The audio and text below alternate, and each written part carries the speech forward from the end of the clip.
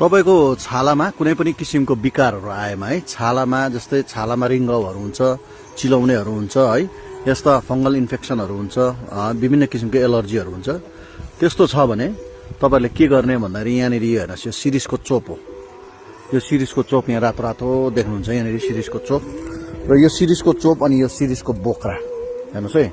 सिरिसको chop अनि सिरिसको बोक्रालाई लिनुहोस् यो चोपलाई तपाईहरुले सुकाएर यसको धुलो बनाउनुहोस् अनि यसको जुन यो बोक्रा छ सिरिसको बोक्रा छ यो बोक्रालाई ताछेर तपाईहरुले कुट्नुहोस् कुटेर यसको धुलो पनि मिसाउनुहोस् त्यसमा हेर्नुस् है यसको धुलो पनि मिसाउनुहोस् र धुलो पनि मिसाएर तपाईहरुले त्यसको जुन लेदो बनिन्छ त्यो लेदो चाहिँ तपाईको त्यो छालामा जानेले तपाईको रिङ घाउ छ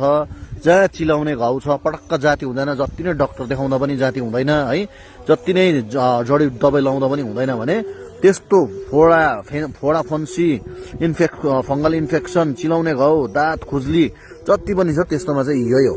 यो तपाईहरुले यो जुन चोप देखिरहनु भएको छ यो चोपलाई साथै यो जुन यसको जुन यो बोक्रा छ त्यसलाई चाहिँ ढुट्टो बनाएर चाहिँ मजाले दुईटालाई